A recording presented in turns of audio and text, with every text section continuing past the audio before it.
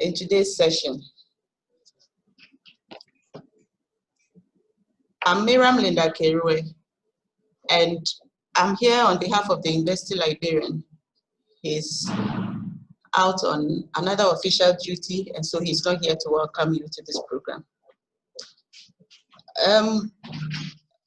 This webinar is to refresh your memory on the Turnitin and its usage and plagiarism issues. This has been in the system for a while now. The library has made efforts to organize workshops on various campuses for both faculty and students to help them understand the system and how to effectively use it. But it has become a topical issue now, as we all know, and so the library finds it necessary to refresh your memory on its usage, how you can effectively use it, and also interpret the reports that you get. We have also realized that some of our users have still not set up their accounts.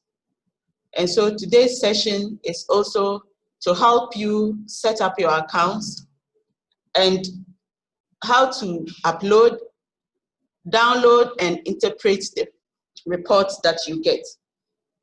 So with me to handle these issues are Mary Ann Alua, who is the head of unit for the institutional repository. She'll be taking you through how to set up your account and how to upload your documents. We'll also have Ms. Deborah Bumbeche coming in to help you with the interpretation of these reports, which we believe is what is most important to you now. So without much ado, and because we have very little time, I would straight away invite Mary Ann Alua to start her presentation. I hope you would concentrate and ask some questions. I will also crave your indulgence to mute your systems so that we reduce the feedback that we are getting here. And if you have any questions, kindly text them through the system to me. We would pick them up as and when it is time for questions and answers. When we exhaust those ones, we could call for more questions. Please stay tuned and enjoy the session. Thank you.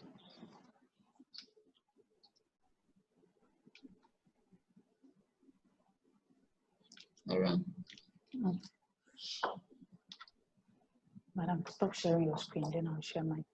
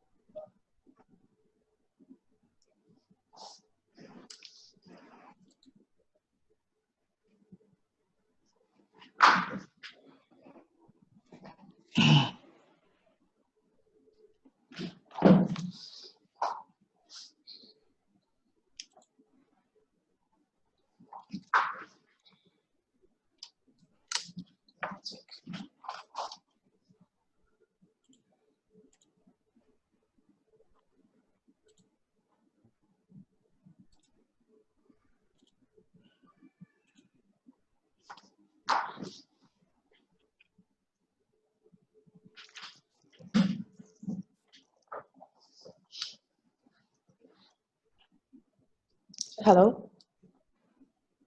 Good morning. Please, I'm Mary Ann, and I'm going to take you through how to set up your account and then also how to upload and then scan documents. Initially, we used to take your details, that is your name in full, and then your institutional email address. So we'll set you up and forward the details to you. So anytime you want to use Turnitin, you have to just use a browser, type Turnitin, visit their homepage, provide your login credentials, and then you'll be able to access your page. But the service provider has changed the processes in setting up instructors' accounts. So what we do now is to take your details, set you up, and then a mail will be sent to you from TURNITIN, as is visible from my screen. So you receive a mail from TURNITIN, and then they will ask you to set up your account. Whenever we are taking your details, we always ask that you state your name, indicate which is your first name and which is your last name. And then it's important because whenever you're going to set up your account, they'll require your surname or your last name to be able to continue with the process. So when you receive the mail, as is visible from the screen, you click on setup and wait for it to load. So they will ask you to provide the email address which we use to set up the account, which is your institutional email. For the purpose of this demonstration, I'll use a different email address because the institutional one has been used already.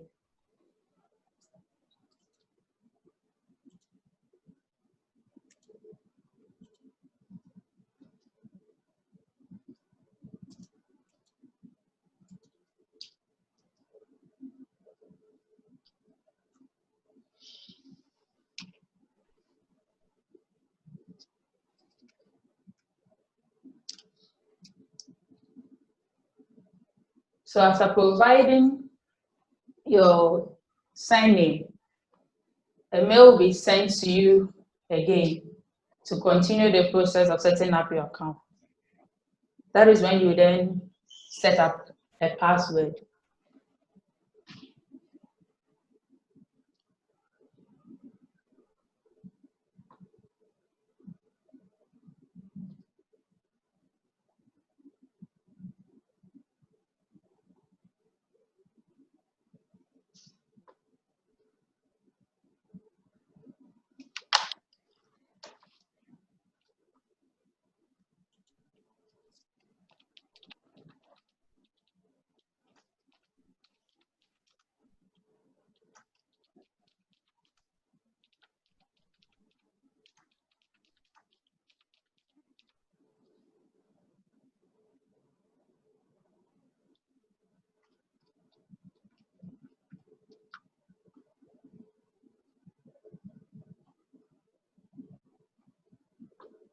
So you then decide on the password you want to use for the said account.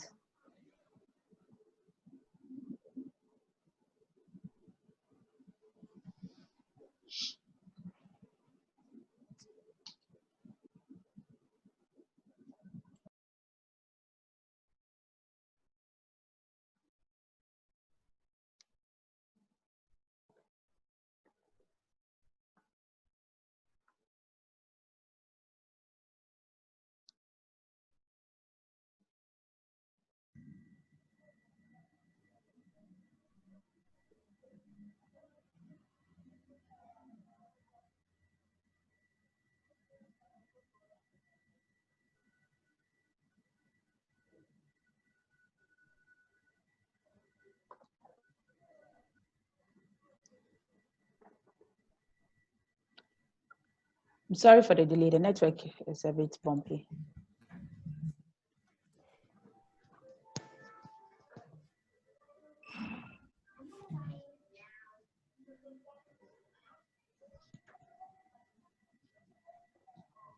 It's supposed to take me directly. It's supposed to take me directly to a page where I'll set up. I provide the password I desire, but I think it keeps loading back to the home page. So there's an alternative way you can reset your password. You can just click login. Click login and provide your institutional email address. And then you click on forget password.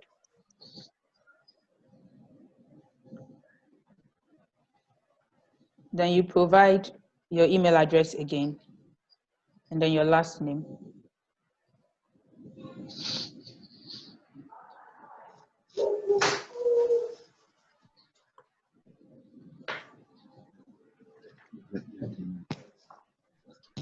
So pick that one. Pick it. Click on it. It will allow Please, you, make please, you allow all access to. participants should kindly Click mute. allow. All participants should kindly mute their mics. We can hear some of you. Thank you.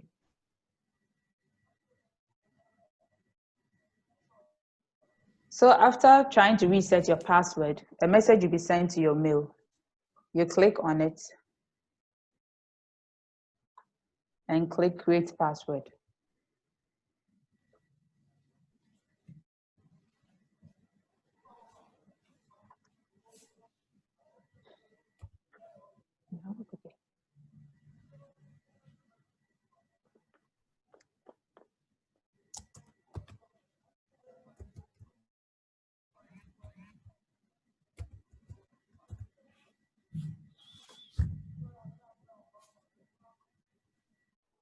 So you click on the blue highlighted here to create your password.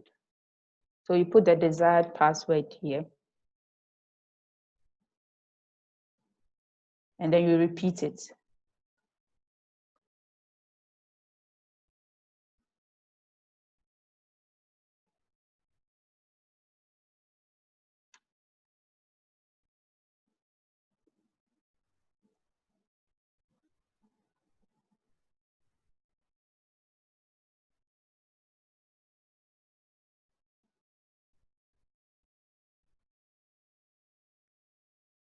Then it will ask you to log in.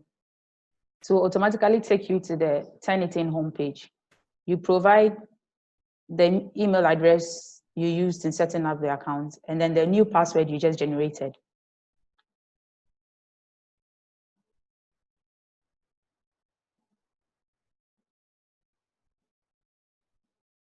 Then you have access to your account.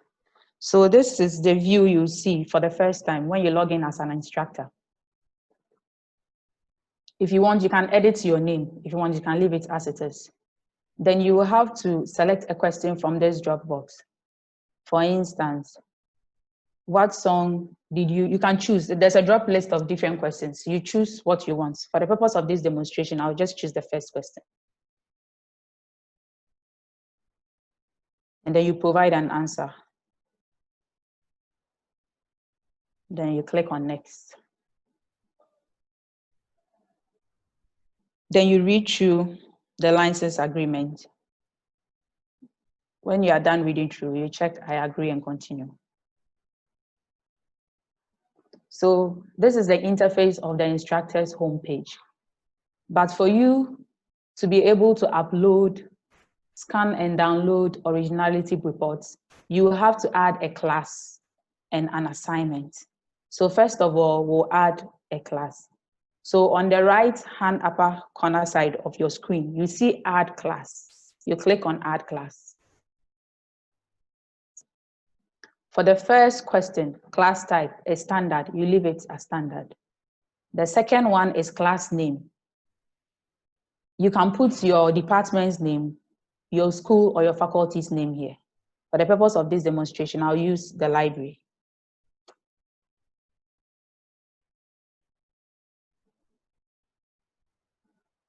Then for enrollment key, the enrollment key is UDS Turnitin together, UDS in caps,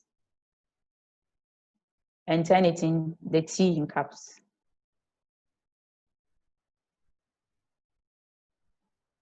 Then you have to select subjects that are provided. It is easier to just put the cursor instead of selecting one after the other. If you want, you can do it that way. But it's easier to just put the cursor in the space provided.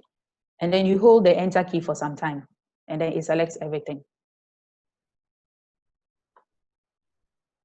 Then you move to subject levels. You can also do same. You can select it one after the other, or you put the cursor in the space, and then you press on enter to select all. Then you have to set a date that the class will expire. When it expires, you can't use that class again. It will mean that you have to create another class within your instructor's account.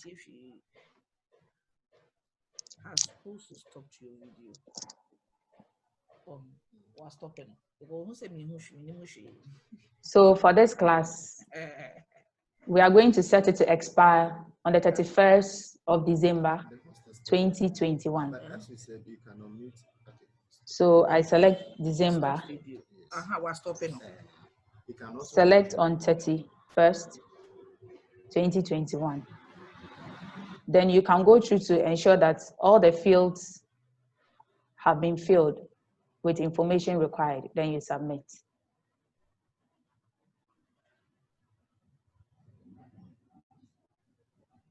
You have successfully created a class. Then you click.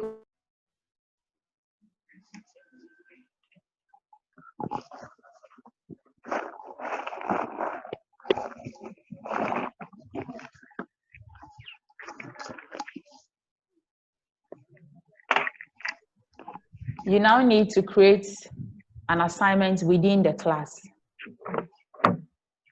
So you click on the name of your faculty or department. In this case, I'm using library, so I'll click on the library. And then the add class is at the right-hand side of my screen. So I click on add class.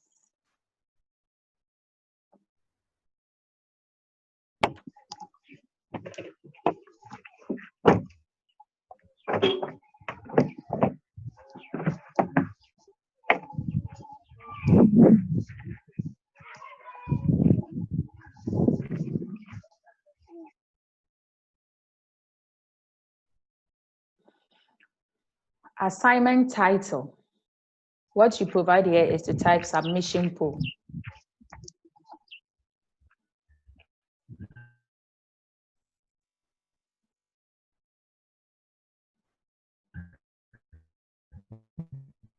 Then you have to also set an end date for the assignment within the class.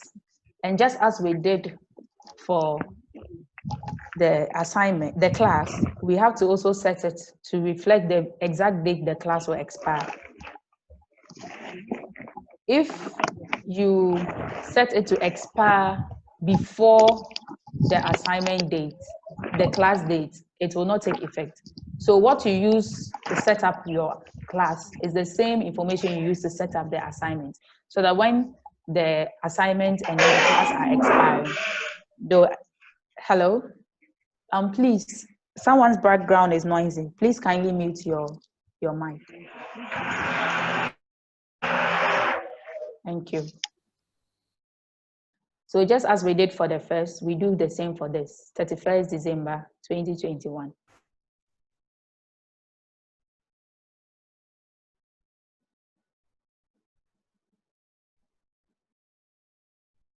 Then you click on optional settings. You have a drop list of questions.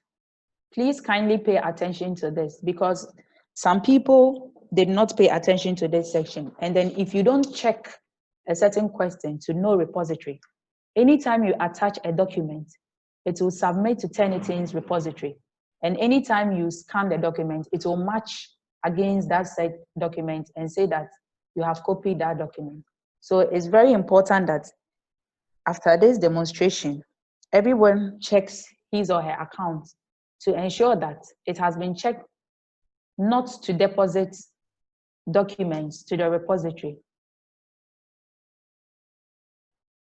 So the two things you need to check here is to allow students to see similarity reports. You check it, yes. And then the next important question is submit paper 2. By default, it has been set up to submit the documents to the standard paper repository. That is Turnitin repository. So you have to check it to no repository. Yours and I will. So would it? My desktop, how will I bring it? Oh, yeah, okay. All right. Traditional computer. So please, kindly mute your mic. Someone just joined us. Dr. Please Mustafa, kindly. mute your mic. Mute. Thank you. So you kindly check it to no repository and scroll down, submit. And this is how it will look like when you are done. For those who already have their account set up and are using it, I will kindly ask you to if you want to verify that your settings are not to submit to the repository, you click on more actions and click on edit settings. You scroll down, you expand optional settings. Scroll down to make sure that it is this. If it is not this, kindly change it to no repository. Mostly those who had to set their account after Turnitin changed the process, where we start the process and they continue. Most of them did not check this. And then we have them having issues with their own manuscripts and their student thesis. Because once it is not checked to no repository, anytime you attach a document, it will submit to the repository. And before we can get that deleted, before you finish your work, finally, you might find difficulties submitting your manuscript outside, because anytime they run the document, it will match against your own document. And it will take an expert there to know that it is your document, so before they can exclude it. So after this, please kindly check and make sure that your settings are set to submit to no repository.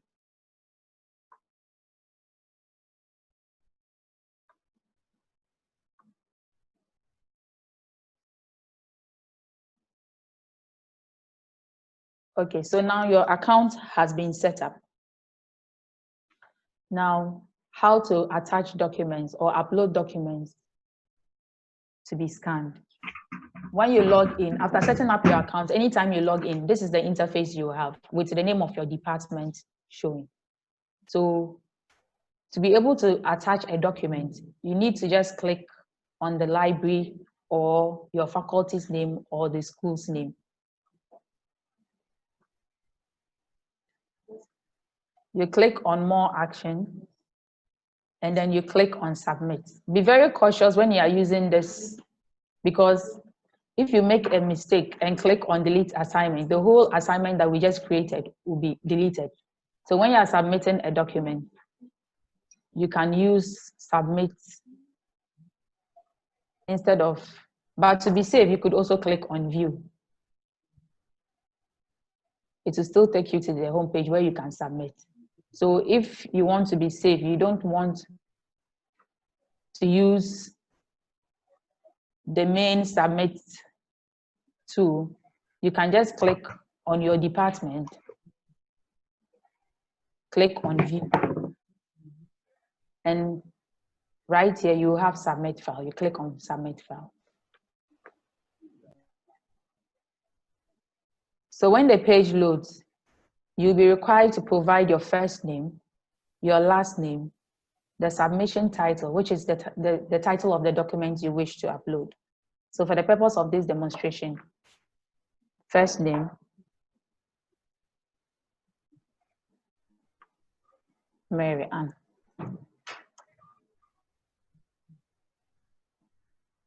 And the surname, Alua.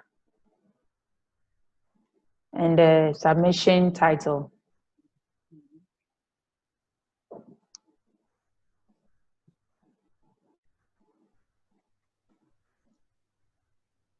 after filling all these fields, you then scroll down to attach the documents that you wish to run. You can, if you have it on your machine or a pen drive, you choose from this computer. If you have it in your Dropbox, you can choose from the Dropbox. If you have it in your Google Drive, you can choose it from the Google Drive. For the purpose of this demonstration, the document is on the machine, so I'll choose from this computer.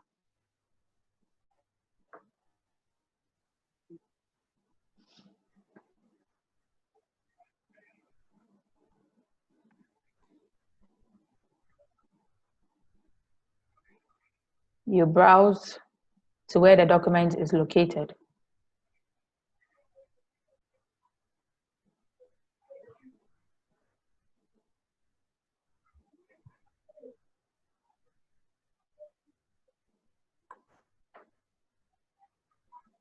Then you attach the document and then you click on upload. You wait for it to upload. You need to confirm. If you don't confirm and you exit, everything you have done will not be submitted. So you need to wait for this confirm write-up to show up, and then you click on it to confirm. Once you confirm, it has been submitted to the system to turn in. If you have multiple copies or documents, you can submit those files because the report will not be ready. But if it's only one document, you just go to the assignment inbox and wait for your report. You can log out and check the report later on because it takes some time for the report to be generated. So when the report is ready, this will be colored with a percentage at the right-hand side, indicating the percentage of text in your work that matches documents that are hosted in Turnitin's repository. So I have successfully taken you through how to set up your account and then how to upload a document. Please kindly take note to check the settings of your account to make sure that it is checked no repository so that you don't submit your manuscripts and your student thesis to the repository. Thank you. I will hand over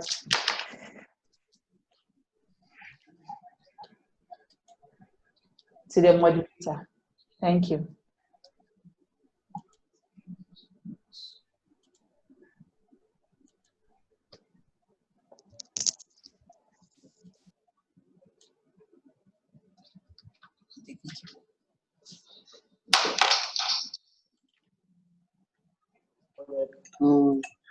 He responded really for a second. And,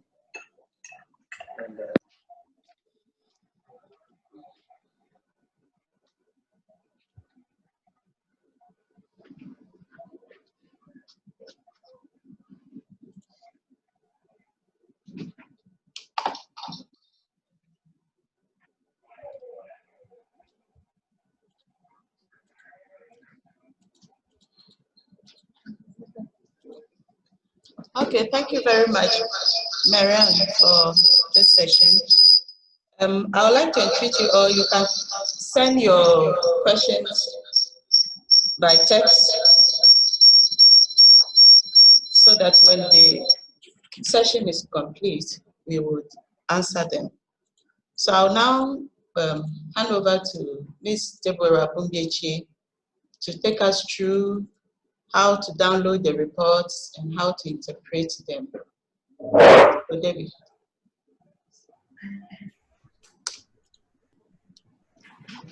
Okay. Good morning, everyone, and thank you very much for the opportunity. My name is Deborah Bumbiechi, and I will be continuing with understanding the Turnitin report. So I'll just share my screen now.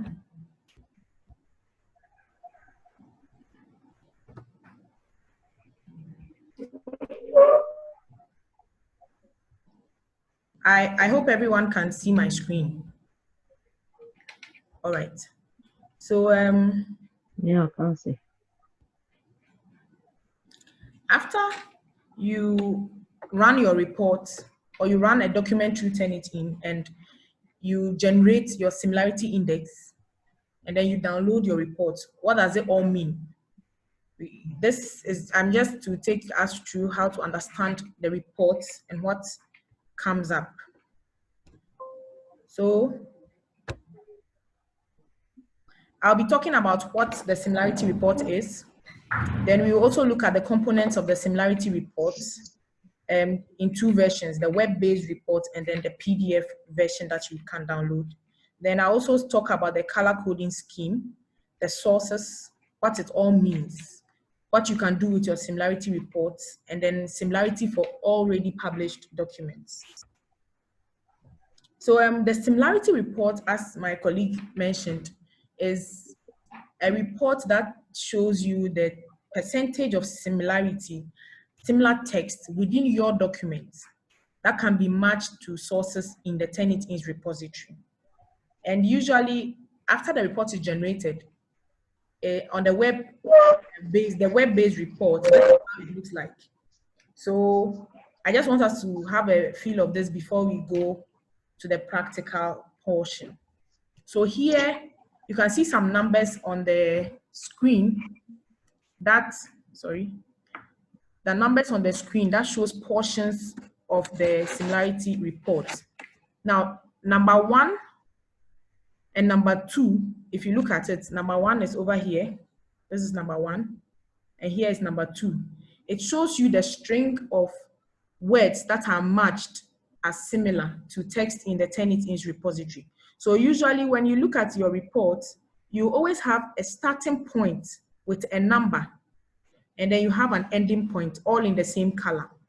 So it just shows you how the beginning of the string and the end of the string. So that's what 1 and 2 are. Now, 3 here is the number, and this number links to, every number you see on the report links to a source. So the report shows you all the sources you can find similar texts in. So it's numbered. So depending on the number of sources that Turnitin is able to match against, then you have a total number of sources. So here 3, where you see 121, is the number or the source number 121. Oh, sorry about that again. Source number 121. Then, now 4. Here we have 4, and that is where you have the 32%. Now the report shows you the overall similarity index of your document. So the first percentage you see over here, which is 32, is the overall similarity index of the entire document you have run. Now 5 here is the tool box. So you have all the tools for your reports in this column. 6 are the layers, the various layers you can find in your report. Now, also 32 here also points to the overall similarity index. So at a glance, once your report is ready, the overall similarity index will be displayed, and then you can tell what your overall similarity is. 8 here refers to the sources. So 8, this button shows you the various sources that your text has been matched up against. Then 9 is the filter button. So this filter button allows you to be able to exclude certain things from your report. For instance, if you have included a list of references, you can use the filter button to exclude the references. Then 10 shows you a list of excluded sources. So in an event where you have excluded certain sources from matching, then the list of those sources you've excluded can be found under the button 10. 11 is your download button. So if you want to download the web-based reports to your computer in a PDF format, this is the button you use, 11. So it allows you to download the reports. And also, besides downloading the Turnitin reports, it also allows you to download the originally submitted file. So in an event where you cannot locate the file you originally submitted, you can go to the report and download the originally submitted file without the report. Then the 12 is the information button. 12 is information, and it just gives you information about the document you've submitted, the title, the author, the number of words, the number of pages, and so forth. Then 13 here is just one of the sources. So if you look at 13, you see it has www.agile.info, and it has an attached figure of 1%. So what this means is 1% of your total text can be matched to sources from agile.info. And it is numbered 6 because in the ranking of sources, AJOL ranks number 6. So the report shows it ranks from the highest source to the lowest. So this is for the web-based report. So if you are already online and your report is generated, this is how you see it. Okay, so now this is the PDF report. When you download your Turnitin similarity report, this is how you see it in PDF. But this is usually attached at the end of your document that has been scanned. And it also shows practically the same thing on the web-based version. So here, one, you have your overall similarity index, and then there's a breakdown of what makes up your similarity index from which sources. So 2 states that 10% is from internet sources. Then 3 says 9% of the text comes from publications. Then another 12% is from student papers. So this breakdown is just a summary of all the sources that your work is matched up against. Then 5 here shows files from an internet source, that's eric.ed.gov. Then 6 also shows sources from universities. So these usually relate to student papers, theses, and dissertations. 7 here is a source from a journal. You can see that. And then 8 is from a specific article. So it breaks down all the sources for you to understand what makes up your similarity score. Okay. Then there is a color coding scheme. I'm sure most of us have received our reports and there are so many colors and we get confused as to what it means and what can be done about it. So Turnitin uses a color coding scheme to show an overall the severity of similarity. So the colors show whether this particular portion that has been highlighted matches a higher level or a lower percentage of text. So when you see any color on your report that is blue, it just tells you that there is no matching text. So Turnitin is not able to match it to any other text in its repository. Now green is 1 to 24% of matching text. So you have a portion that is highlighted, maybe a sentence, and it's highlighted with the color green. It tells you that that sentence matches to other text in the Turnitin repository, but the level is between 1 and 24% of similarity. So anything you see in green tells you it's between 1 to 24% of similarity. Then yellow depicts a 25 to 49% of matching text. So when it can match it, that sentence matches between 25% and 49%, then the color you get is yellow. Then orange also shows us a similarity between 50 and 74%. And anything you see that is in color red tells you that it matches between 75 and 100% of similarity with documents in the Turnitin repository. So this is just to help you see an overview. So looking at your report, you see more red portions tells you that all those portions match between 75 and 100% similarity with other documents. So what do you do with your similarity reports?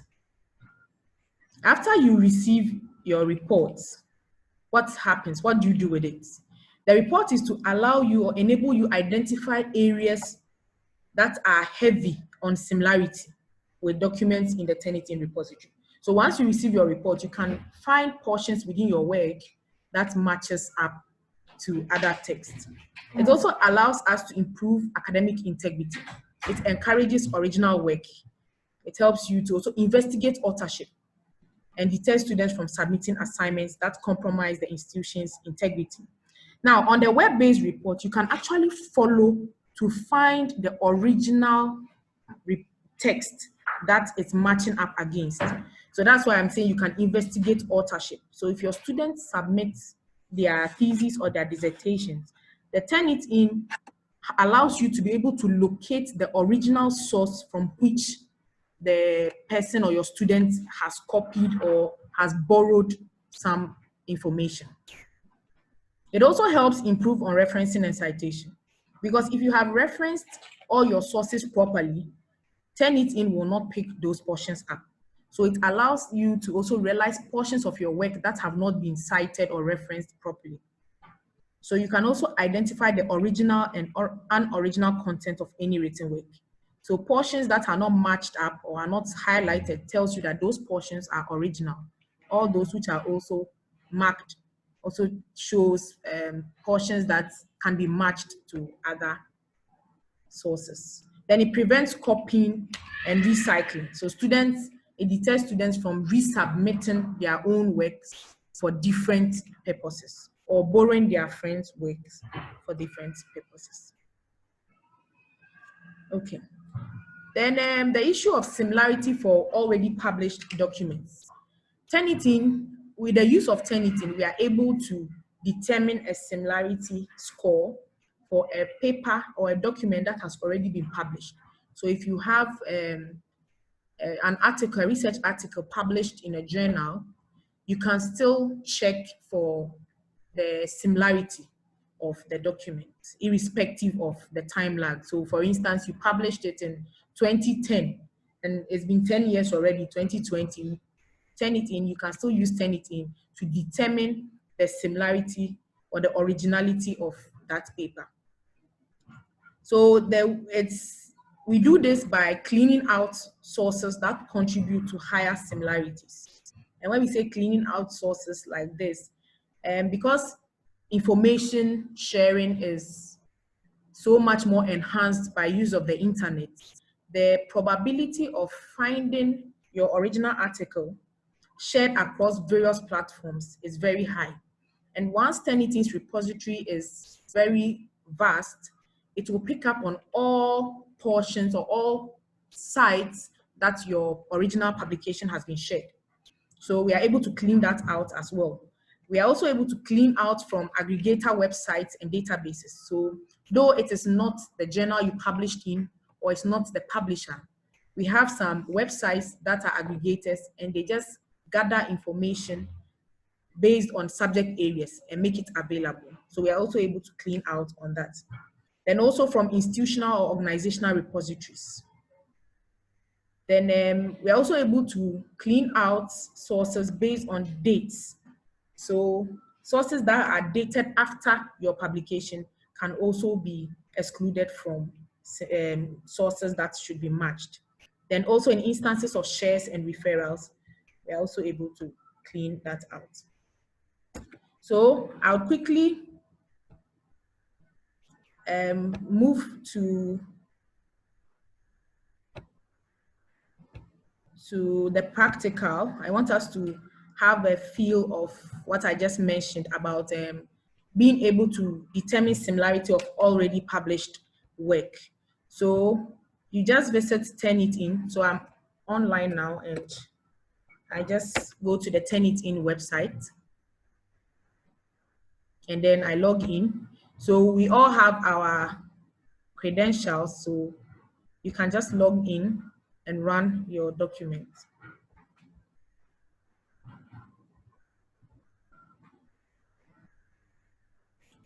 All right, so I just want to run an already published paper, and then we will see how you are able to use Turnitin to clean out and arrive at a true similarity of text. So for the purpose of this demonstration, I'll be borrowing from Dr. Benjamin Annan's paper with his permission, of course. So I'll first put in his name and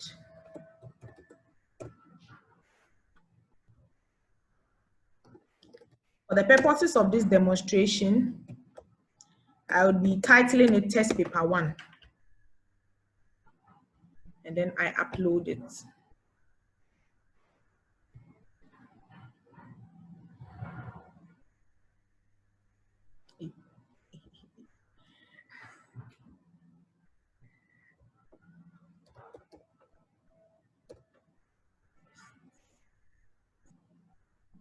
Okay. So here it is.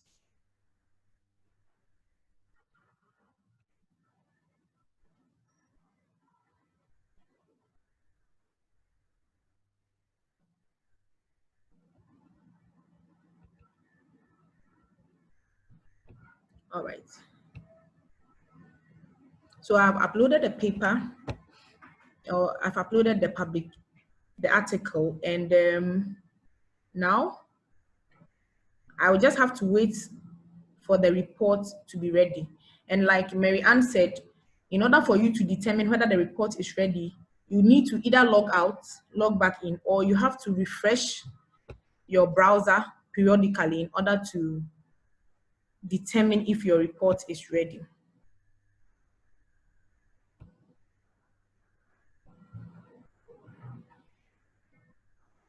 So I am making use of my personal account.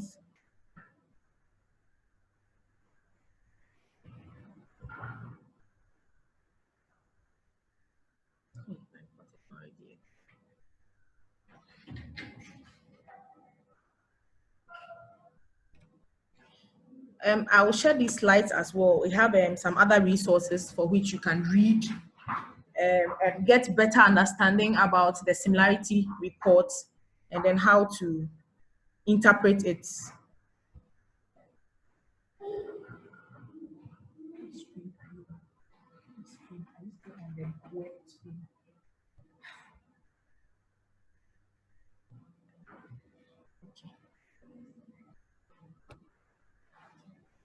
Yeah, I'm betting it's still there. Okay.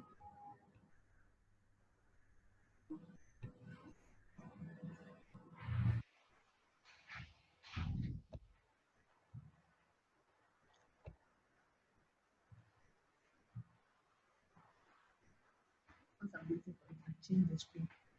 Let's change the screen.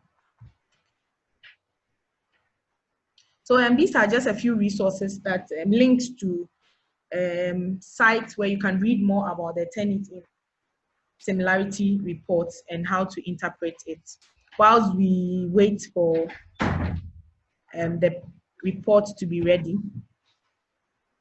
Okay, so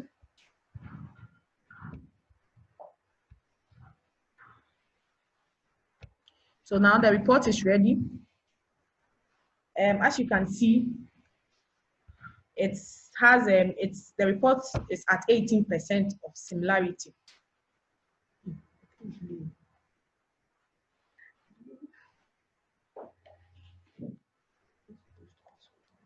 Okay, so this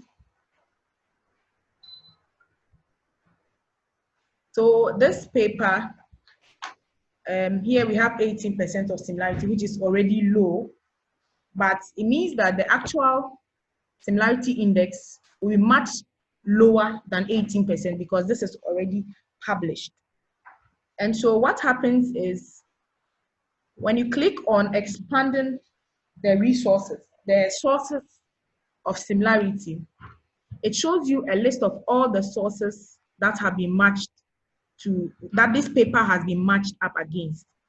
Now, by clicking on individual sources, you are able to determine whether it is the original paper or not.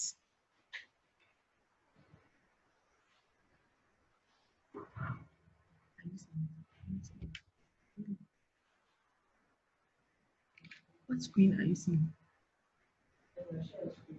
I have shared it. Which one? Oh, okay. Okay, I've been prompted that I'm not sharing the right screen. Please, can we see it? Okay, all right. So this is the web-based reports for this paper. And like I said, the similarity index says 18%. But because it's a already published paper, it means that the similarity may be much lower. This paper was published in May 2020. And so breaking down the sources, we have the highest source of similarity from Taylor and Francis, tnfonline.com, which is Taylor and Francis, and it's at 2%. Now what we can do is check out the original source. So by clicking on the source, you can expand to see the breakdown of the source. And here we have www.cnfonline.com. And it shows you the portions of text that is matching from Taylor and Francis online.com. So here in red is what can be matched. And it says submitted to the Department of International and Rural Development, University of Reading.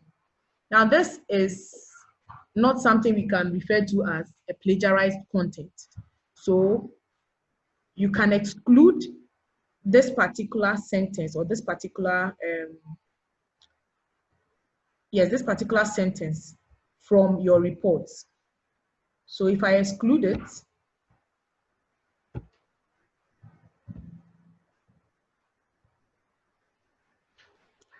we still have it at 18. This is because there are other nested sources within a particular source. And so even though you exclude one of the sources because it is matching up to the exact original text, there are still other platforms where the document has been shared. And so you have to go through all the sources one after the other to be able to determine the link to this original paper. So here, the number of sources we have are 45. So that means that I would have to go through every single one, check it against the original published document in order to determine if it is the exact same copy and exclude it. So for this particular paper, we have already taken time to work on it to get the originality, and I want to share that particular screen now. Okay, so this is it, and it's at 6%. So currently this paper is the similarity index is at 6% based on the workings we have done by going through each of the individual sources and excluding those that match up to the exact paper and those that are considered as insignificant texts. So I matched it up to 6%. So it's a tedious process. It takes a lot of time, and you need to be very meticulous about it in order to arrive at the right similarity for an already published paper, but it is doable. And so in case you want to check similarity for already published papers, you can send that to the library and we would help you out with that. Okay, so I think at this point I would hand over to the host to continue with our discussions. Thank you very much for your attention and time.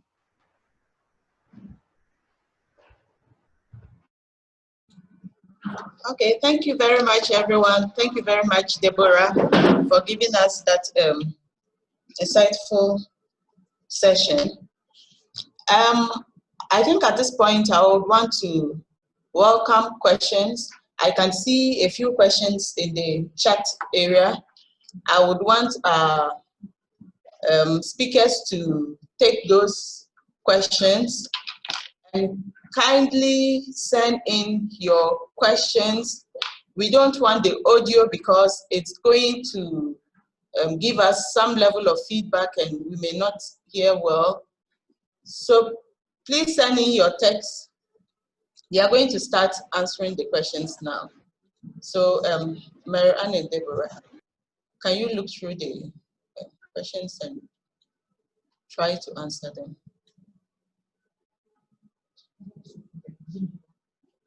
Yeah, from the beginning. Go to the beginning of the chat. Let's see.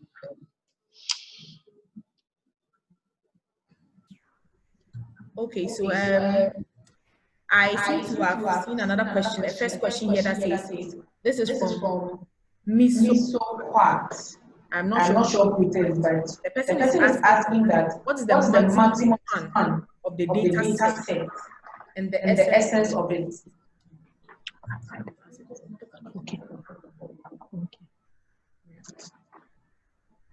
Okay, so with that question, we subscribe to the software within a period of time. So we encourage that you create your class and then your assignments within that range. If you create it and it exceeds maybe the time we need to renew, maybe your assignment inbox might not work.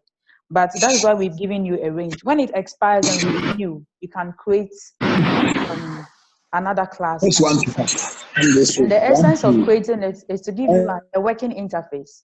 Without an assignment and then a class, you cannot upload and scan documents.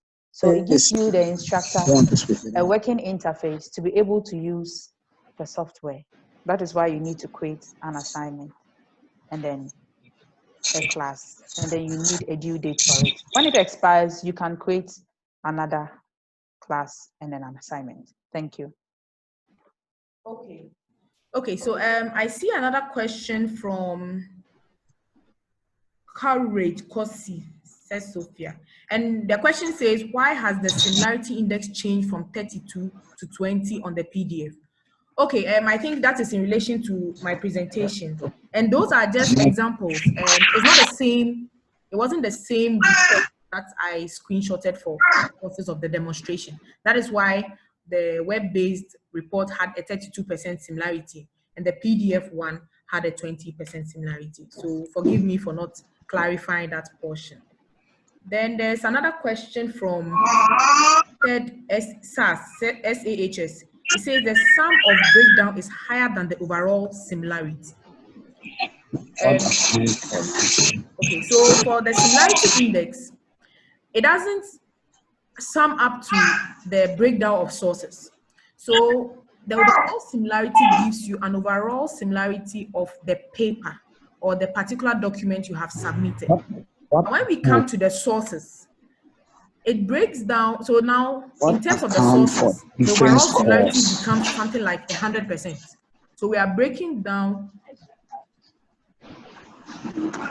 It breaks down the sources based on the matching text. So for 32%, what percentage of the text that contributed to the 32% can be found in UDS institutional repository?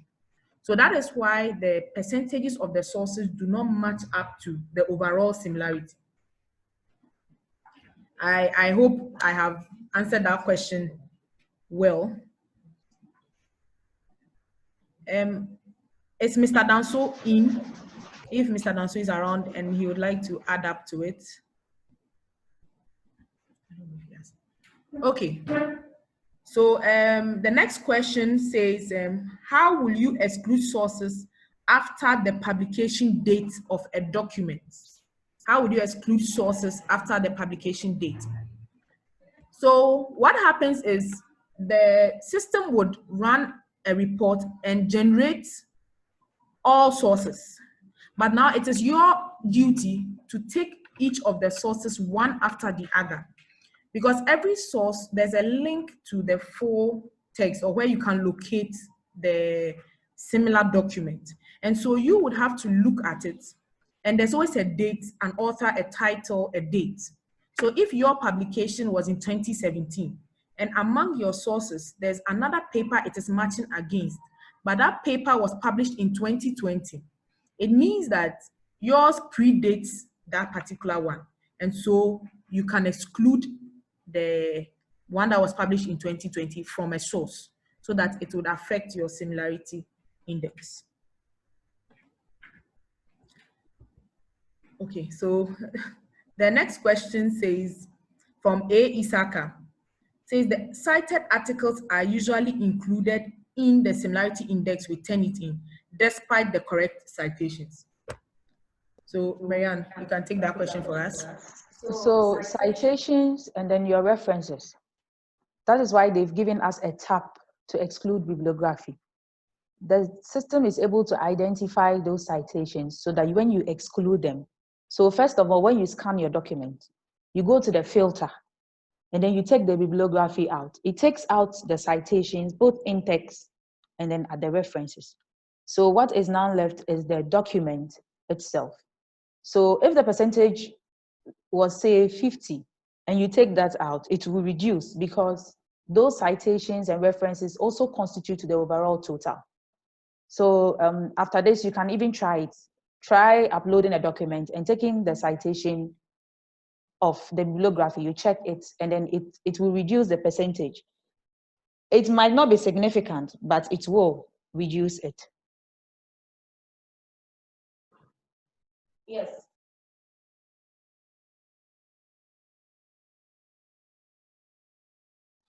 Deborah is demonstrating right now so that you see. So she has clicked on the filter, and then she's going to check exclude bibliography.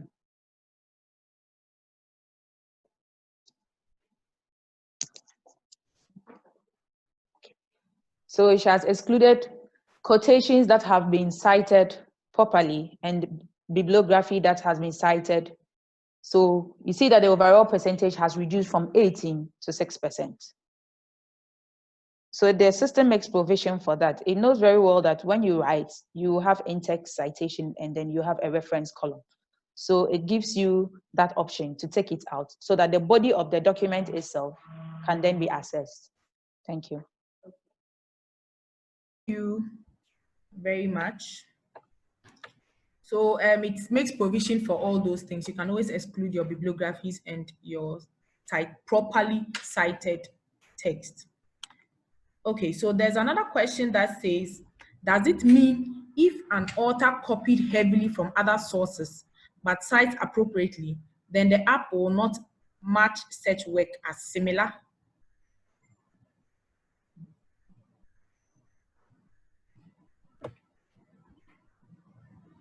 Okay, so what Turnitin does is it matches text and then the order of the text. So if someone, it is a flaw, and when you read from their website, they make mention of that. The software can match text in your work against text in the repository in the order in which they appear. So even if you paraphrase, let's say people want to be smart at it, so they paraphrase and then they change something, some words, and then you upload. You will notice that the system will match the text against what appears in your work. So someone thinks that let me copy a paragraph and change some wordings in it. It will still pick up the text that match it.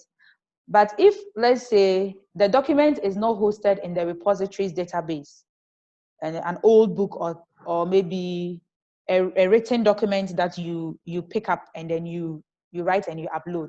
So far as it's not hosted in the repository, it will not pick it up.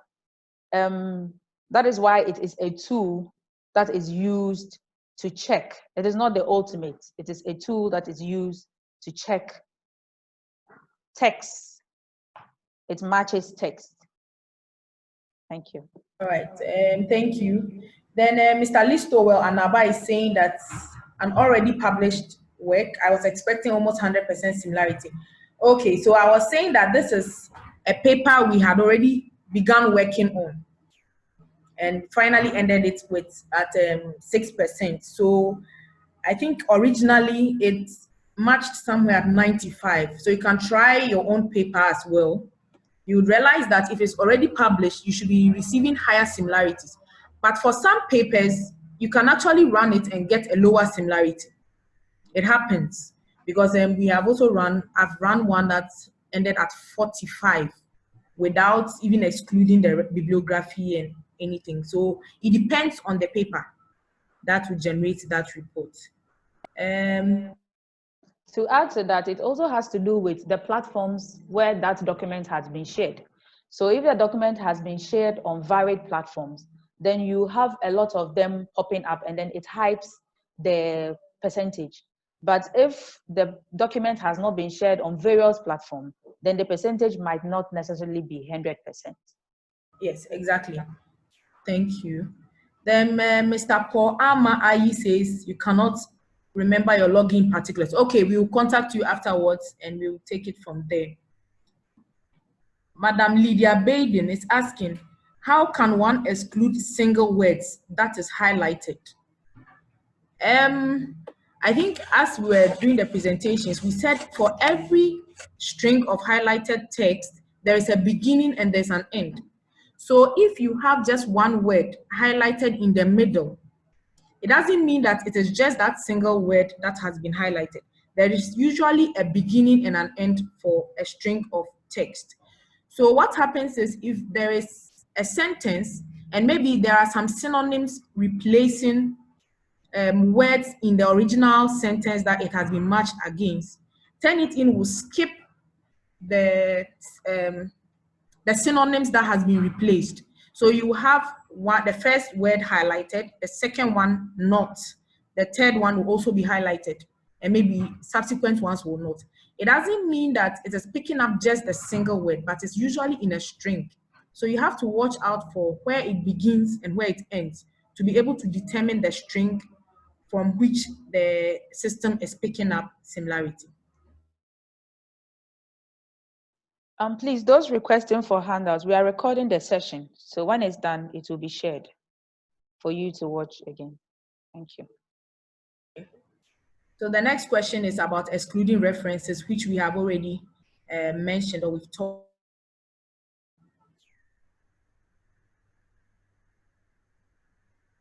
Okay, and I'm just seeing something about the capacity of the meeting being 100 participants. Is the capacity of this meeting 100 participants? Okay, so please, if you are having difficulty joining, just try the link again, join again.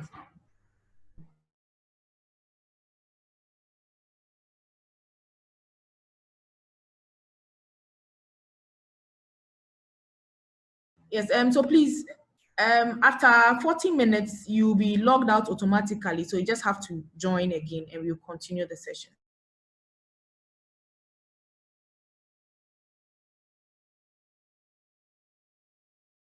Another question says, if my paper is from a thesis submitted to library and about 40% is traced to my thesis, is it plagiarized?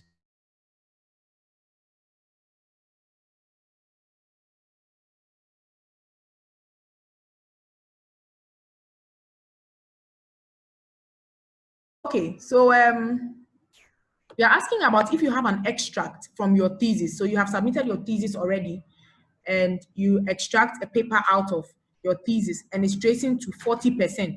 Is it plagiarized? Now, even if you are extracting from your thesis, it doesn't necessarily mean that you are going to copy everything word for word. Definitely, there will be some modifications to the paper. So we don't expect that it should match word for word. But then, if we are checking for such a paper, we would bear in mind or consider the fact that you have extracted it from your thesis. And based on the authorship, then we can exclude it. So if you are the author of the extract paper and you're also the author of the thesis, and you have stated that it's an extract from your thesis, which we know about, we can exclude it. But we have instances where people extract papers from theses that are not theirs. You have not made any contribution to that thesis. In that case, the thesis will also be a source because it is not your actual work, it's not the same thing. So we have to be careful with extracting papers from theses because if it is not yours or you don't have any contribution, you are not a supervisor, nothing to the thesis, then it will be left in as a source of similarity. And then also, you should bear in mind that, yes, it is your thesis or you supervise a student and then you compile the thesis so you can publish with a person. But then you should bear in mind that if you extract from that thesis and you publish and you want to extract from that thesis again, be cautious not to use so much information from the first published document because it will mean you are plagiarizing yourself. So you have already extracted and you have published and you want to extract another paper from it. Make sure that it is not similar to the one that you have published. Because if we run it, it will go and match against that one. And it is a published document. So you have plagiarized yourself, or maybe you have some of your text matching the document that has already been published, even though you are the author. With that, we can't exclude. So if you have published the document already and you want to use information from it, you can paraphrase it and then make sure you cite yourself. Because if you don't, and then assume that because I am the author, automatically I can reuse the information, it will go against you. Thank you. Okay, so I have another question here that says, how do you check for plagiarism in published textbook?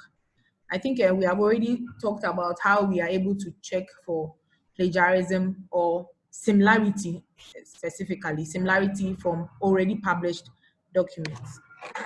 There's another question that says, what happens when you run a research proposal through TURNITIN and later run the final work? How will you deal with matching words generated in this regard? I think Mary Ann mentioned about the settings of the account. So for now, what the library does is the account we have already set up are set not to allow any document that is run to be deposited in the Turnitin repository. If you don't have these settings right, it means that if you run your research proposal, it will be deposited and saved in the Turnitin repository as a source of similarity. So when you run the final work later, then you would have it, matching. That is why for us, if you bring it to the library, we would not have instances or issues such as this. So you have to be very particular about your Turnitin settings. So do not be worried that you have run your report and you're afraid that running it a second time would raise higher similarities. It doesn't work that way. Anytime you run it, it is taken as a fresh document that is being submitted for similarity. To add up to what Deborah said, that is why it is very important that after this session, you check your settings account and check it to no repository. Because if you have checked it to submit to standard repository, anytime you upload anything from your account, through your account rather, it will be submitted to the repository. However, instances where it has already happened and you already deposited the document there, you can contact us. There is a way we can exclude. We will compare the document against the one you bring. If we are able to tell that it is the same document and you are the author, it can be excluded. But bear in mind that if it is not this institution and it is elsewhere, it might be difficult for you to convince them to do that.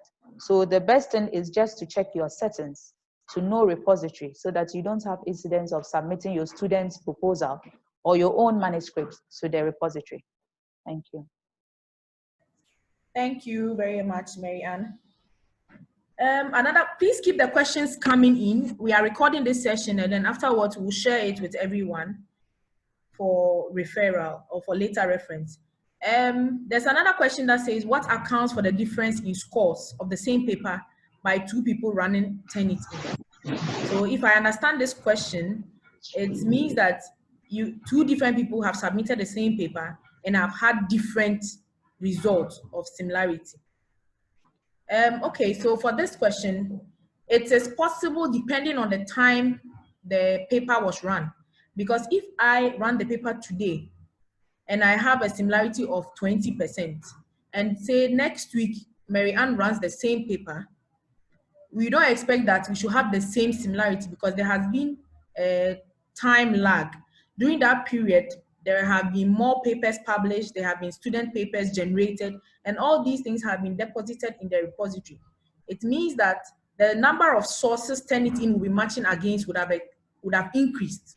And that would also go ahead to affect the overall similarity score you can get from that paper. So what Turnitin does is constantly it crawls through various websites, students, university websites, their repositories, journal websites, and then it takes the sources from there and populates their repository. So as each and every minute, it is crawling for more information to populate its repository. So it's possible that when you run it today, the sources that were not matched as against running it tomorrow, it will increase. So that's the reason why it might there might be a change in the total percentage because more information has been added to their repository. Thank you.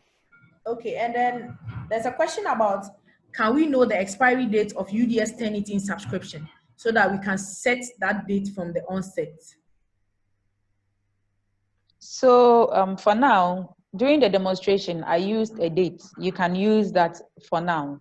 If there is an update, we will always inform you through our website and then through tutorials. When you visit the library's website, we occasionally put tutorials there.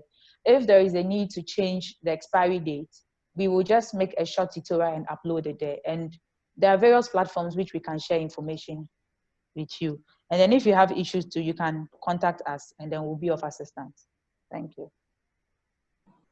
Okay, next question.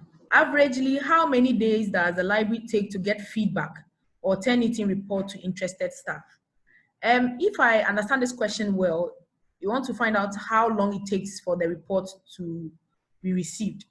It can take from a few minutes to a number of days, depending on the volume of the documents, the internet connection as well. Because if you are running a thesis that is about 100 pages, maybe it will be ready in 30 minutes, it can be ready in an hour or probably a day. However, if you are referring to an already published paper that you want to generate similarity for, that will take some time. So depending on the document you are running and the purpose or what you want to achieve, it can range from a few hours to 3 days. 3 days to 2 weeks.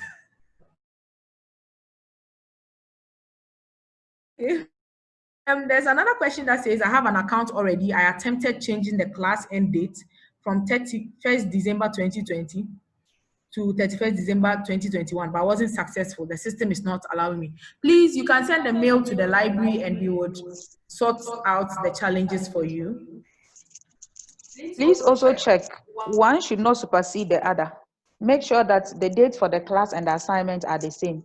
If one supersedes the other, you will not be successful. So kindly check the dates and make sure that the same date you use for assignment is the same you use for the class. Okay, and then I have another question that says, paraphrasing with the citation of the same document is accepted? No, I'm not too sure.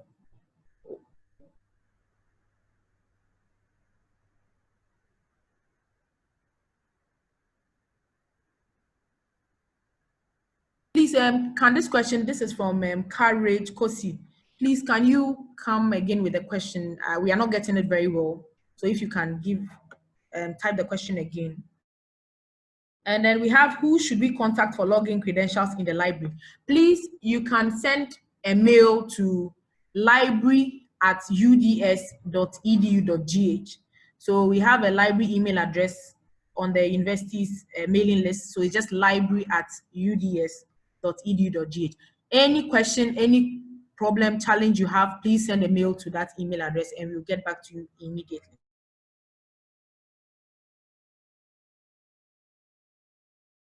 Another question that says, so it all depends on who is generating the report, depending on what is excluded. That cannot be an objective report, can it?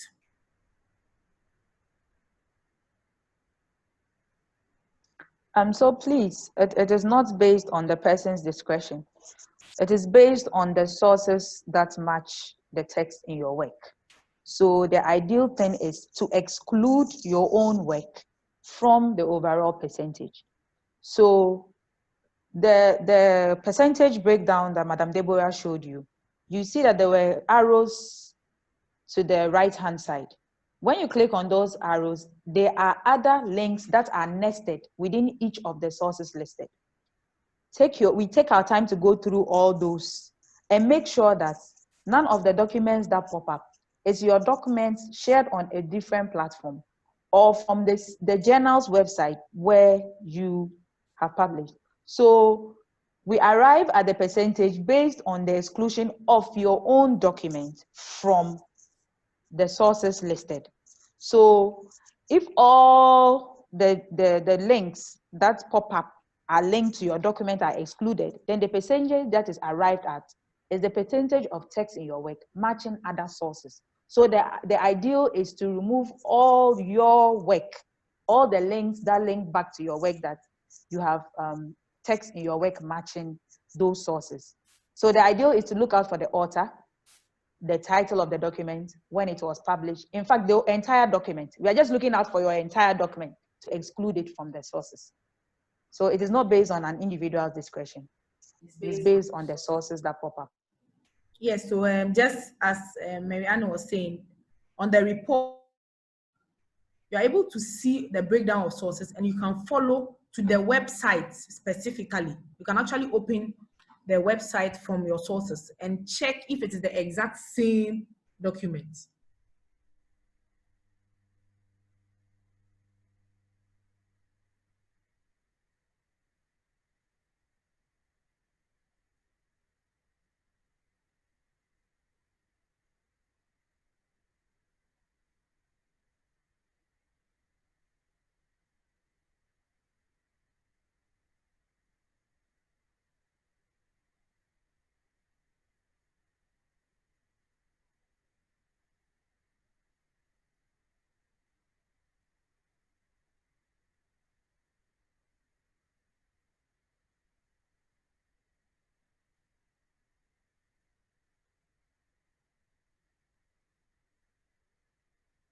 So here, this is the document that particular source, which I just clicked on links to.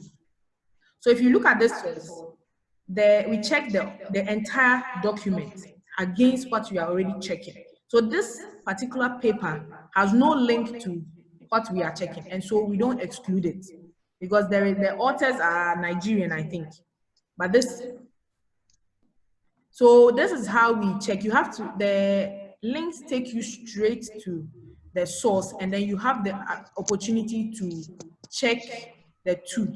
And then based on that, you are able to determine if it is something that can be excluded or not. So it's not about the discretion of the person running, but it's about the set standards by which such things are done.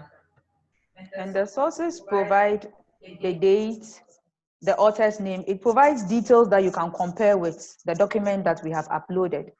When Madam Deborah opened the document, there was also a side-by-side view beside the source, like a book. So when you click on that book, it will open and you can preview everything, and it will highlight all the text within the document that match your work. So you have to take your time and check the sources. Does the date precede the document you have submitted? So it's something that when you submit your document, we take into consideration all these things to make sure that it is fair, that the percentage that we arrive at is reflective of what the work you have presented, and then that the sources that are being matched are not being matched against your own work, so that we arrive at a fair score. Okay, so please, these things can be technical, so that is why we have professionals at the library who have been trained to do this kind of job. So if you want to find similarities for your published papers, you can please send them to the library's email address, library@uds.edu.gh, and we will get back to you on it soonest.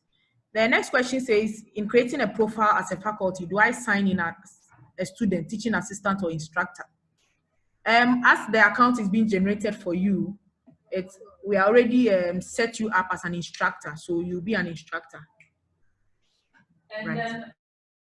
When we set you up, we forward a mail which contains tutorials that you can even watch. Just as I have demonstrated, those tutorials also take you through the steps one by one. All you need to do is to pay attention to the tutorial and set up your account. Most importantly, to check not to deposit to the repository, and then you'll be good to go. Okay. There's a question about if you upload your document to the repository, can you delete it?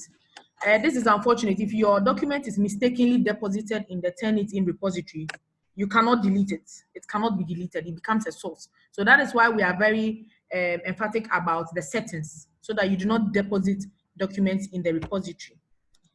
There's another question that says, what is the acceptable number of words in a string for UDS?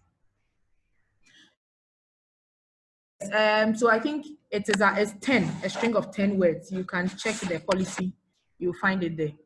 And these are already presets, so we're able to take those things out.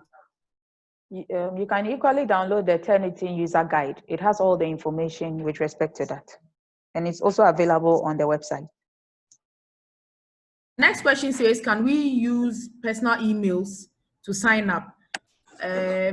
Or it has to be the UDS institutional email. Please, we use the UDS institutional email in order for us to be able to recognize all people on our service. And the app is free for you as a member of UDS. The library is paying and subscribing to it. So we give you access free, so you don't have to pay anything for it. Please do not make any payment for any similarity check. And okay, so someone is asking the list of recommended journals. Please, we will recirculate. If you need it, please send a mail to the library and we will send it to you.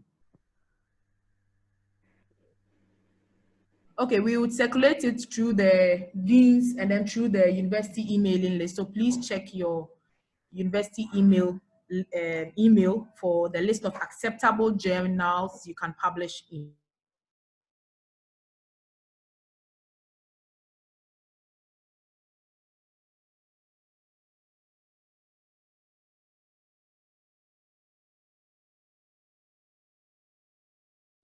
Okay, there's another question. Some of the questions have already been answered, so I'm skipping them. Here, there's a question that says, how do I reduce the higher percentage obtained from Turnitin results to an acceptable percentage? So the report shows you all the portions that have been matched to similar text in its repository. So those are the portions you can rework. And then when we say rework, you have to read through it, represent the idea you are trying to convey.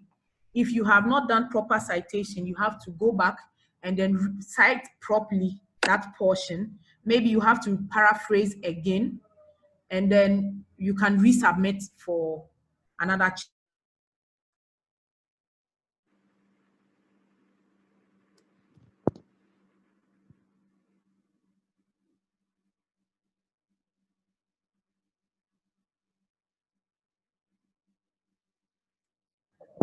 Okay, so I have another question that says, so one has to be a student or a supervisor in order to be on a paper. Is that correct? We are saying this in reference to a thesis. So if you are extracting a paper from your own thesis, then it means you are either the student or the supervisor. But it doesn't mean that you must be a student or a supervisor in order to be on a paper. It's just with reference to the thesis. And when we say that, that is in terms of excluding the thesis as a source. Because if you are not the student, you are not the supervisor or the co-supervisor, then the question comes up as to the contribution, your contribution to that thesis. And that is why we do not exclude it if you have not contributed to the thesis. That's why we say you should be the student or one of the supervisors in order to be listed as an author of an extract from a thesis.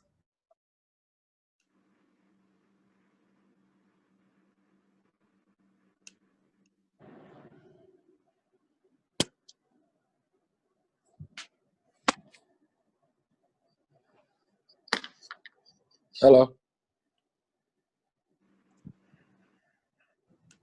Yes, please.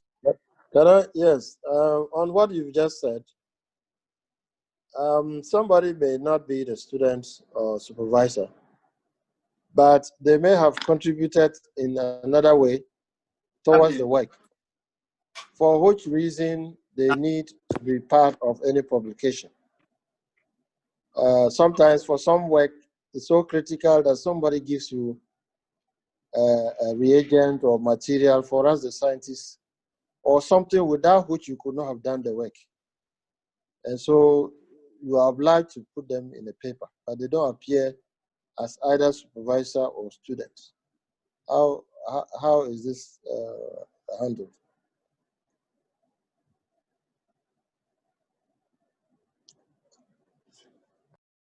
Yes. So from what you are saying, it's possible. So when we say you must be or you must have contributed to the work, it doesn't mean that you cannot have another author. We had an instance where someone else extracted a paper from a different person's thesis. So, for instance, I, Deborah, extract a paper from Mary Ann's thesis without Mary Ann being a co-author or any of her supervisors being a co-author. In that instance, we cannot exclude that thesis because it's not yours, you have not contributed to it. But if the student, you are publishing with the student and the supervisor based on your contributions to the thesis, and it is stated in the thesis that you contributed, person A and B did the data, the experiment, or conducted this experiment in the laboratory to help with my thesis, then it means you have contributed. We always check all these things to be sure that there has been a contribution by the person. And then if that is the case, we can now exclude that thesis as a source so that we do not match the paper against the thesis. I hope I have answered you. Yes, I'm fine. It's clear. It's clear now. Thank you very much.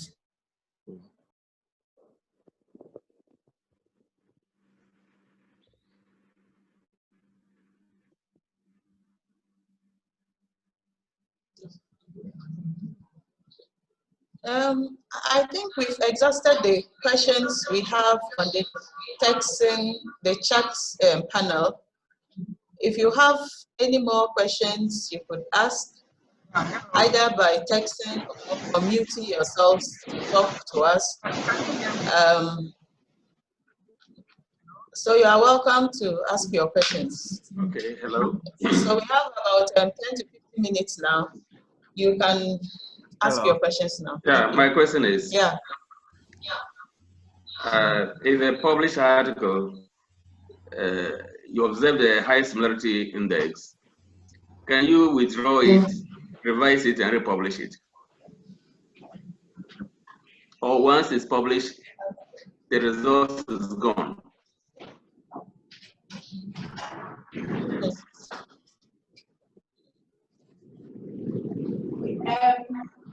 So from your question, hello, yes. The question you're asking is if you run an already published paper and you have high similarity, can you withdraw the paper and then resubmit? You have high similarity. For that, I don't know how that is possible because once the paper is published, unless maybe you have to write to the journal or the publisher to withdraw that paper. But for the Turnitin repository, if you submit the paper for us to check, an already published paper and is high, there's no way you can go and rework the paper for us to beat down the similarity because it's already published. So depending on the journal, that would be at the journal level.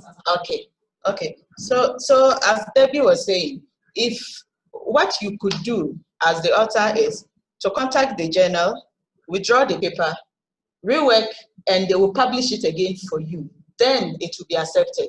But we cannot change it from here.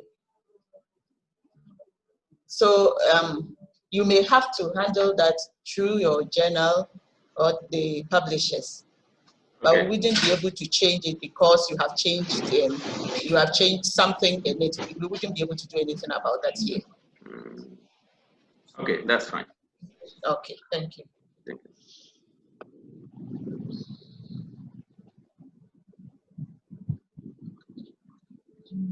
Do we have any more questions?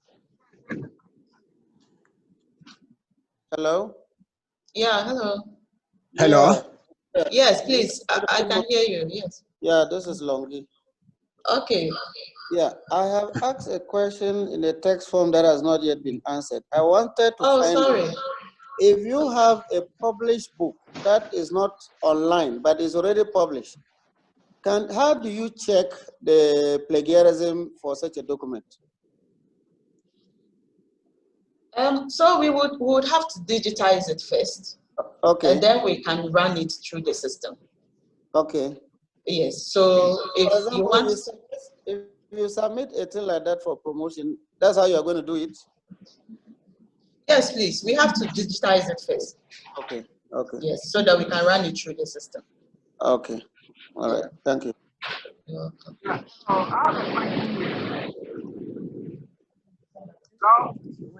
Yeah, hello. Excuse me, please. If you are done talking, could you kindly mute your mics? You only unmute it when you want to talk, please. Thank you. Okay, please. Hello. I have a question. Yes, please. Yes, I'm asking to know if now use just the similarity index to conclude on plagiarism. Please, your background is very noisy.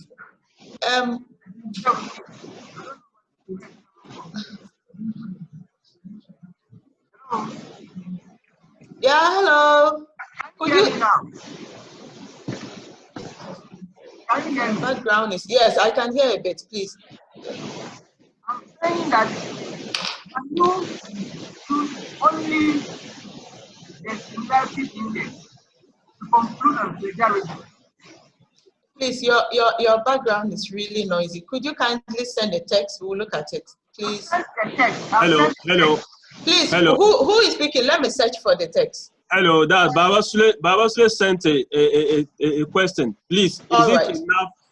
His question was, please, is it enough to use just the similarity index to conclude on plagiarism? Oh, okay. Okay. And it was not answered. So he's trying to get an answer to that question. All right. Go to Baba Sule Mohammed. That please, is it enough to use just the similarity index to conclude on plagiarism?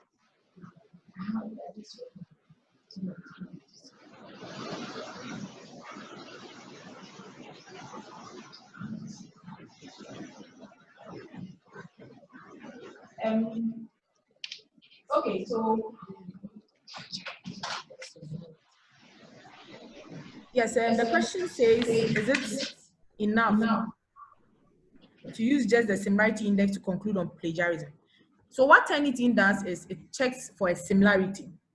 So for plagiarism, it would depend on you, the supervisor, because your student's work, you're supposed to, Turnitin is supposed to be a tool to point you or to help you to identify an originality. So it only gives you the similarity index, and then it is your discretion, you the supervisor, based on what you have read from the student's work. And then the expert opinion, then we can conclude on plagiarism.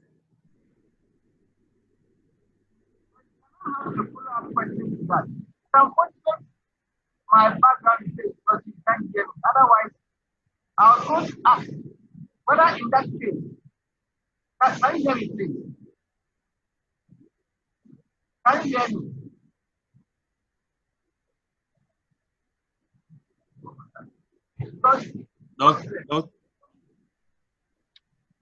Dr. Babasule, please send. I think we can't hear you. If you just send a text so that I think they can address it. Your line is send a text. It's better.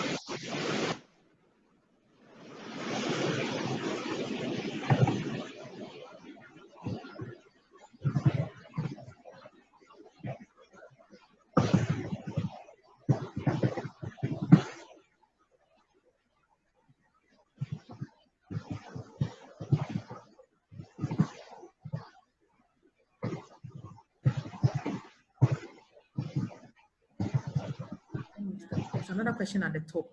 There's a question we missed that says, similarity text from university repository is usually not shown. University repository, please, are you referring to UDS repository?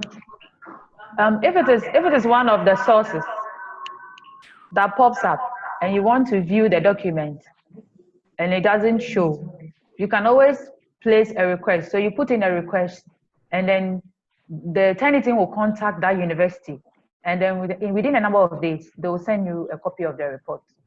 So you just have to wait for the report. But it is possible to have access to that report, just that it will take some time.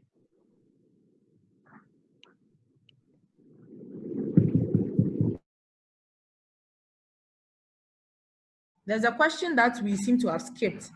Says, please, I want to create a user profile on Turnitin and want to find out whether I have to do that as a student or instructor, please, usually you have to contact the Turnitin administrator of the university, which is at the library. So if you contact the library, we would generate or initiate the process, and then you complete the registration at your end. So you can't just visit Turnitin and then try to sign up for an account. You have to first of all contact the library with your name and phone, and then your institutional email. So we start the process at our end. Turnitin will then send you a message, and then you set up the account using the link. You provide your surname, provide a password, log in, create a class and an assignment before you can start using it. So if you visited Turnitin directly, you won't be able to set up the account. First of all, you have to contact the library with your details, then we start the process and you finish it up at your end. Okay. I can see, I think somebody is asking for the acceptable levels for UDS. Yes, ours is 20%. UDS acceptable levels is 20%, so it either has to be below or at least 20%. Okay, I would want to thank everybody for making time to join us. We are really very grateful. We are happy that you have found it necessary to be a part of this. We hope to organize many more of such webinars. We have seen that others are asking for it being done on faculty basis. We did those ones on the physical contact when we introduced the Turnitin. Unfortunately, we didn't have very good attendance, but we would organize them again. So we'll have the physical ones and we'll still have the webinars. So for now, we'll organize some other webinars on faculty or school basis so that we are able to contain the numbers. This was a good thing because we have seen the attendance and we are hoping that the subsequent ones will be that effective too. Thank you all. We are going to send out the recordings through the university mail. But if you have any challenges, contact the library, contact whichever campus you are, library. If they can't attend to you there, they will give you a referral to us here and we'll attend to you. Thank you very much for attending and have a blessed day. Bye-bye. Thank you for the time, and we appreciate it. If there are any questions or concerns, if you need any other thing, we have other services as well. We have access to our electronic journal databases off campus. So since we are all at home, almost at home, you can visit the library website and then click on off-campus access to have access to our electronic journal database where you would find updated or current research for your papers. Also, So please, you can also kindly bring your publications for us to archive with UDS space. It's very important because it makes your articles accessible.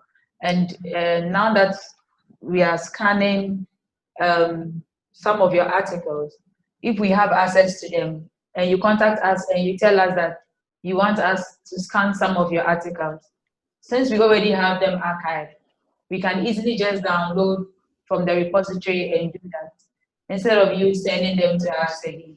And then also, we are able to keep your articles for you in case you need them again. So please kindly contact us with your articles for archiving too. Thank you. I think Mr. Babasule has typed his question finally, and it says that, I think this will be the last question and we are through. It says, so therefore, if a journal in a field accepts to publish a paper based on reviewers' recommendations and terminologies used are those accepted by the journal and the index is high, don't you think an expert in the field should be the one to decide on plagiarism? And we have said already that it's not, we are not checking plagiarism, but we are checking the similarity. So the Turnitin checks similarity. So it's the experts who would finally conclude or decide on whether it is plagiarism or not. And if it is an already published paper, like we said, it's a process. So as we are excluding your paper that has been shared on other platforms, there are also certain terminology and methods and formulas that you may use that are generally accepted. So it will be picked up. Some of these things are portions we can exclude, especially based on the field of study. So if it is in the mathematics and you have used certain formulas in your paper, which are generally known, and it means that we can exclude those formulas as sources, and all these contribute to the similarity index. So it is about generating a similarity index. So plagiarism would rest with the experts in the field. They will be able to say whether you have plagiarized or not. So then we also see another suggestion here that says next time to take members through how to get students to submit through Turnitin. Yes, subsequent workshops will be talking about how you can get your students to submit their assignments and their thesis directly to you, the supervisor, through Turnitin. That way, before the report or the work comes to you, the supervisor, a Turnitin report would have been generated from the system and it will be attached to the student's work. And so hopefully we have started a series of trainings and we are hoping that as we go along, we'll be able to tackle all these issues. Please, if there are any suggestions for workshops that you want the library to handle, please you can send it to the library email address. I put it out in the chat session.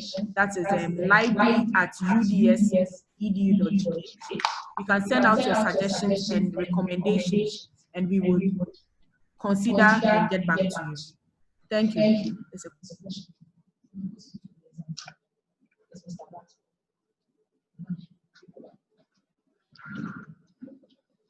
Okay, thank you very much and have a great day. Thank you, sir.